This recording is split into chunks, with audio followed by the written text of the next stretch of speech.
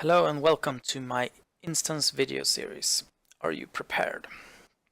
Today I will summarize the Deadmines, or DM for short. This should not be confused with Dire Maul, which is usually shortened to DME for the East Wing, DMW for the West Wing, and DMN for the North Wing. However, some people like to write DM anyway, so just be aware that there is a level 60 instance that could be called DM as well. First, I want to go through the facts and later state my opinion about the dungeon, the quests, and drops, and so on. The basics. The minimum level to go into the dungeon is level 10. This is useful if you want to boost your character or acquire twink gear. However, you will not be able to play it in a normal way at level 10. To play it in a normal way, you will have to be the recommended level somewhere between 18 and 23.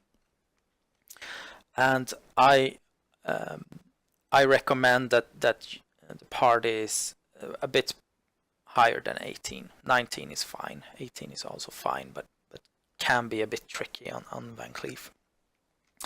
The trash mobs are about level 17 to 20, and there are in total 7 bosses, and the Deadmines instance is located inside a house in Moonbrook,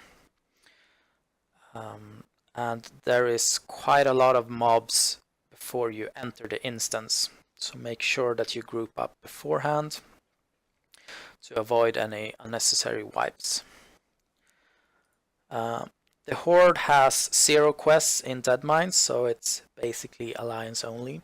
However, some people like to run over and do Deadmines anyway, because there is some fantastic drops, especially for shamans and druids early on. The alliance has 6 quests in total, and the highest required level is level 16. However, this is from a quest item that is dropped from the last boss. So before going into the instance and picking up all the quests, you should at least be level 15. Most of the good quests, so to speak, needs quite a lot of pre-quests before they're available. And there's also 2 quests that are done outside the instance. These are rarely done actually, because they're a bit annoying and most people just want to run the instance. I will bring them up, but be aware that most people won't actually do these. Red silk bandanas is the quest inside the dungeon. Before you get it, you have to do red leather bandanas. And you can pick that up at Scout Gilligan in Sentinel Hill. Red silk bandanas, the instance quest is basically looting silk bandanas from the trash mobs. This should easily be done in a full run, no problems at all. This quest rewards one of these weapons, which are okay but not fantastic. I think the axe is quite good for hunters actually, but other than that, they're not anything special. The Defias Brotherhood.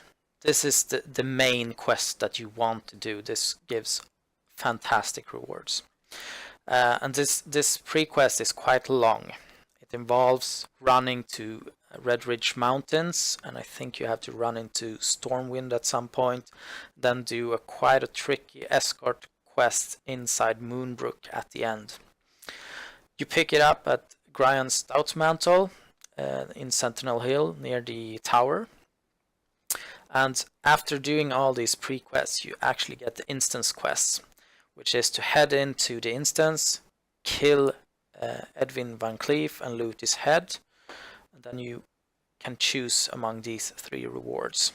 The Staff of Westfall is amazing for all casters, and both the legs and the tunic are great for all other classes. So this is a very solid quest, which I highly recommend that you pick up. The Unsent Letter is a drop from the last boss.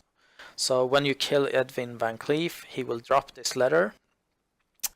It requires level 16, and this is quite a large chain.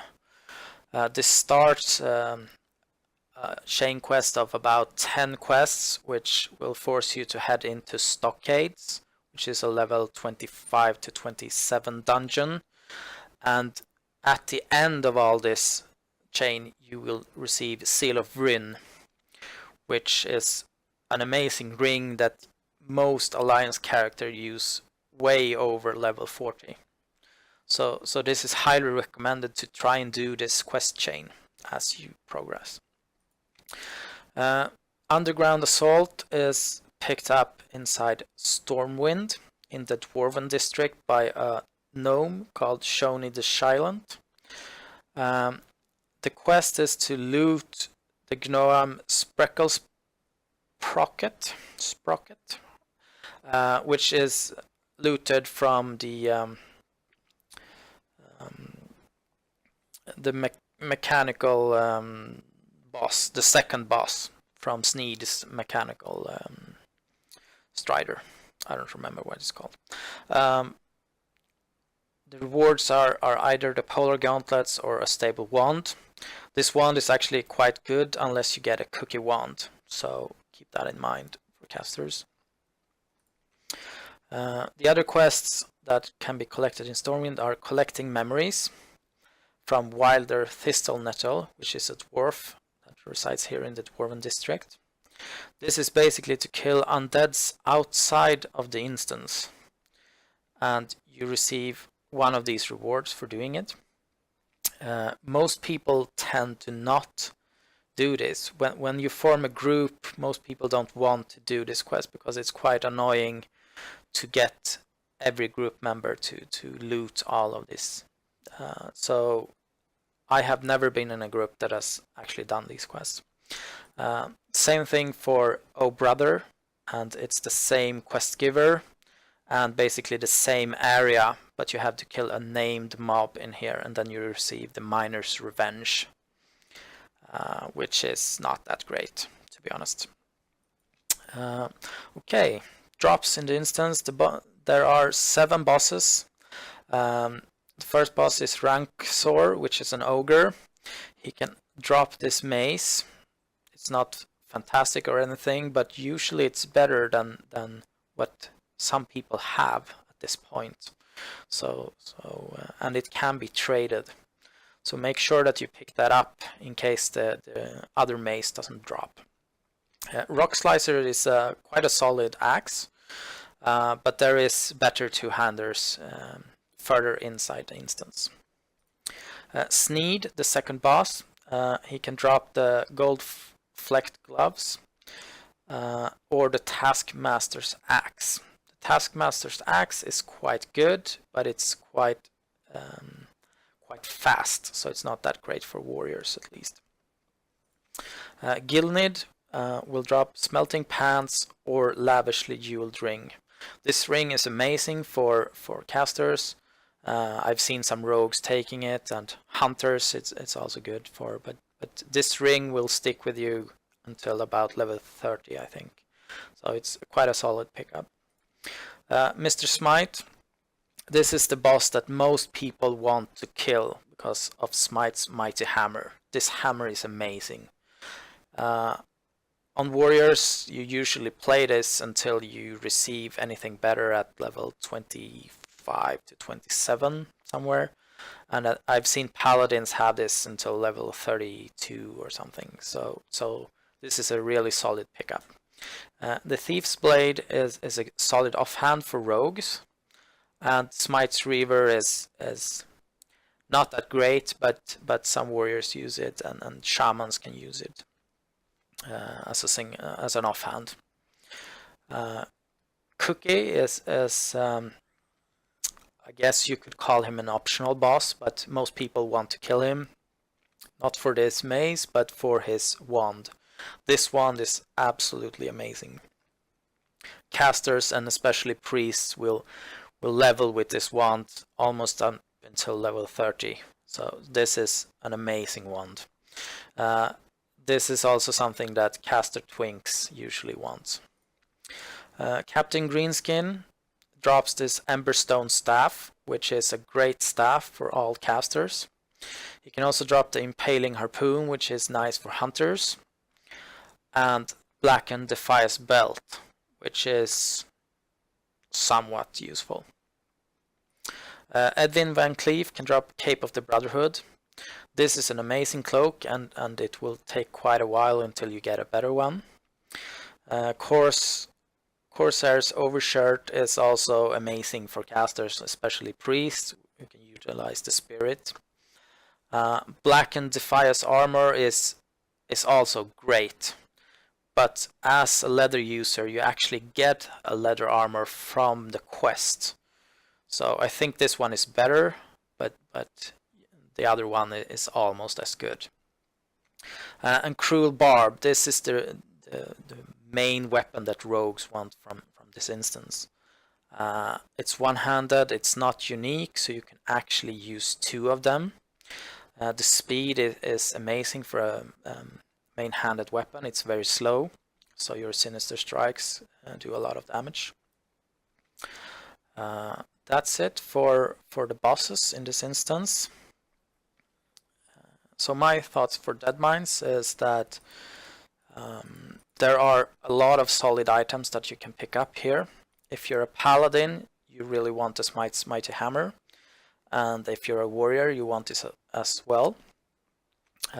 If you're a rogue, you basically want either Thief's Blade or Cruel Barb, hopefully Cruel Barbs. And as a priest and warlock, you should try to pick up Cookie's Stirring Rod. As a mage, of course, but it won't be as useful as for a priest and a warlock. For hunters, the Impaling Harpoon is great. It's a lot of agility on this early on. Otherwise than that, everything else is basically bonus loot. But I highly recommend that you try to run this instance until you get your weapon. Because this will make such a huge difference. For melee characters, the Smite's Mighty Hammer is amazing, and for dual wielding, the Cruel Barb is also amazing. And for casters, the Cookie Stirring Rod is absolutely wrecks this early on.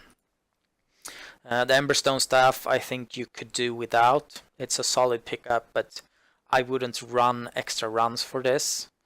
But for Cookie Stirring Rod, I would do that on a warlock or priest, especially priest.